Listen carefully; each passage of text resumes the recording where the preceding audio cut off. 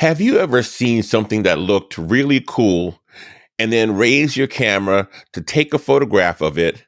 And then when you looked at the back of the camera to see your photograph, it looked nothing like what you just saw and what you thought you were photographing. Well, that's because your camera sees differently than you do. And today we're going to talk about how it sees differently. And when you understand that, you can then have your camera translate how it sees closer to what you see and get much better pictures. Let's talk about it.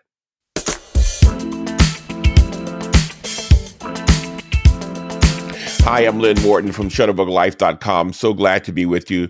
And today we're talking about how your camera sees differently than you do. I remember way back in the day when I was in the Army taking one of my first photojournalism courses, and I was heading back to the school. And I'm driving through the mountains early one morning. And as I look out, I see this beautiful scene. It was the mountain with beautiful golden early morning light streaming across it. A light fog was settling down over the mountains, and a range of fall colors from gold to red were just cascading across the mountains. It was spectacular. So much so that I thought I have to take a picture of it. So I raced to the next exit, got off, went back, came all the way back around, pulled over on the shoulder of the road, which was very narrow and dangerous, but anything for the shot, right? So I risk life and limb, and I'm sort of scooting alongside the shoulder of the road to take those photographs of this spectacular scene that I had just witnessed. But then when I got my photos back, this was a film days, but when I got my photos back, it looked nothing like the scene I remembered. That had to be one of the most disappointing situations for me as I started my photography career. And the reason is the camera saw everything very differently than I did with my regular naked eye. So today, we'll talk about how the camera sees differently and what you can do to translate it so that it now records closer to what you see and remember. Let's go. The first way, and probably the more significant way that your camera sees differently than you do, is that your camera sees and records the world in 2D, in two dimensions. And of course, we experience the world in full 3D glory.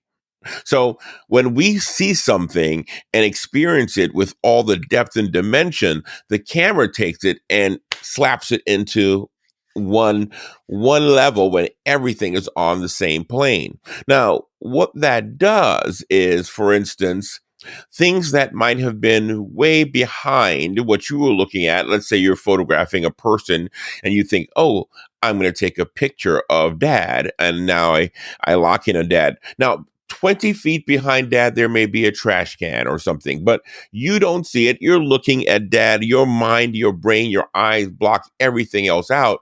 But when you take the photograph, that thing that was 20 feet away that we might not have noticed, bam, is right now on the same plane right next to his face. And so now you find that because everything is smashed onto the same plane, it's much easier for you to introduce more distractions into the photograph because everything is now on the same level competing for attention. Whereas when you looked at it through the magic of your eyes, your eyes and your brain, you were able to block it out. So the first problem you have when you are taking pictures and the way your camera sees differently is that it's in a two dimensions. So a lot of times the way you fix that is just by getting closer to what your subject is and filling more of the frame with it. So that will signal to someone looking at a 2D image that okay, that is what he was photographing or she was photographing. And or the other thing you can do is use what's called shallow depth of field, where that one thing is in focus and the other things are blurry. So there are lots of ways you can signal to your viewer that this is what I'm looking at. And so so when you can't use depth to separate your subject, then you have to use one of these other tools. And that's the first and more significant way your camera sees differently than you do. The second way it sees differently than you is similar to the first, in that your camera doesn't know what's important to you. Now, most modern cameras will, if you don't signal to them what you're taking a picture of, will find what's closest to the frame, what's largest, what's most prominent, and say, that must be what you're taking a photograph of. But if it's not, the camera won't know this. And so now it's up to you to make sure the camera knows, or you show through the camera what's most important to you in the frame. And this becomes one of the more important decisions you can make when you're taking a photograph and you want it to be impactful. You have to say that in this frame, the most important thing is what? This is a picture of a what? And find the one thing, and I mean one, only one singular thing that's going to be most important so that you can make it more prominent. Okay. And so the camera doesn't know what that is. And so you have to decide. 9 times out of 10, when you look at a photograph and you think, I don't know if I like this, I'm not sure what there is about this, but this photograph isn't working. 9 times out of 10, it's because it's not obvious what I should be looking at, what's most prominent, and what my subject is. So, number two, the camera doesn't know, so you have to decide what that one thing is, and then make it more prominent. Remember, we said before, get close, fill the frame with it, use shallow depth of field, separate it for some way, or use other techniques to lead the eye toward it. But unless you decide what that one thing is, most importantly, and then work to make it obvious to me, you're going to have trouble every time because the camera won't know, and the camera can't do that for you. The third way that your camera sees differently than you do is that it can't see the full range of light to dark that your eye sees. Now, when you look at a scene, let's say, for instance, there is part of it in bright sunshine and then part of it is in shadows. And when you look at it, you can see detail in both the sunlight section and the shadow section. But guess what? Your camera probably can't pick up both because it can usually only cover maybe half of the range that your eye sees from light to dark. And so the camera then must decide, what will I favor in this photograph? Will I expose for the bright part, or will I expose for the shadow part? And because it can't do both. And so because it can't do both, you have to decide where my subject is and what I care about. So if you have, for instance, someone who is standing in front of a window and the window's behind them and there's a whole lot of bright behind them, they now are effectively in a shadow, but the camera sees all the bright, exposes for the bright, and this is how you get a silhouette. So so you have to decide, okay, what I really care about is what's in the shadow, and then tell the camera to expose for that. Now, it can't do the full range. And so when it exposes for the shadow, the things that are in the bright sunlight will be overexposed. But you don't care because you want to expose for your subject. If your subject is in the bright part and you expose for that, the shadows might be really dark and you won't see detail there. And you can't have it both. You can't have both because photography is about trade-offs, decisions, and the trade-offs that result from them.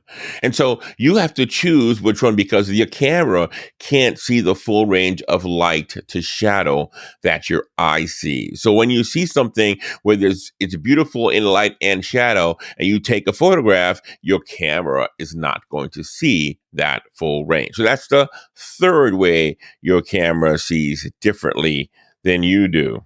And then four, the camera doesn't know what the right moment is for your shot. And so back in the old days, the Magnum photographers made famous saying called the decisive moment, because when things are happening, you can snap at any time, but you might not get the right moment where you capture the heart of the emotion and the heart of the story.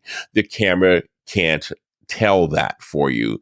You have to see that and anticipate and also time and photograph for the right moment, for the emotion you want to capture and the story you want to tell. And so when you are looking at something, a story unfolding, you are waiting for and anticipating the height of the action and the height of the emotion so that you can snap. And if you do, it gives you the opportunity to tell a more impactful story with your camera. But the camera won't know that for you. So it will allow you to take a million pictures before and after the right moment that nobody will care about. So you have to be present and make that decision. And finally, the camera doesn't know what you want to say. And so you have to think about that.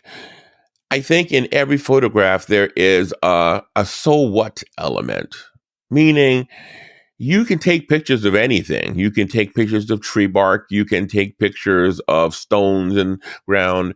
And you can take all these great pictures of things that are technically proficient. But when I see it, I'm like, so what? Who cares? And so part of what you will think about as a photographer is why am I taking this photograph? What's important here? What is it I want to say? What story do I want to tell? And the camera won't be able to decide that for you, but you have to decide what you will shoot and why it's significant and why I would care looking at that photograph. Because you could there I mean, we know that with millions and billions of photographs that are now being taken every day, the great majority of them are yawn worthy. Who cares? Like what? I don't care because you're not photographing or sharing anything for me that's interesting to me. And so the camera can't can't decide what you want to say and what's significant and interesting and noteworthy in your photograph. You've got to decide that, and you have got to decide how you will tell it with your camera. Because other than that, your photographs will be so what worthy. So there you have it. This is the way the camera sees differently than you do, and how you can use this knowledge to now go out and take much better photographs. That's it for me. I'm Lynn Morton from shutterbuglife.com. Follow along if you enjoy this kind of content. Remember to subscribe and hit that little bell so that you can know when I drop another episode. And I hope to see you again soon. And go out and create something interesting and unique to you. All right. Talk to you soon.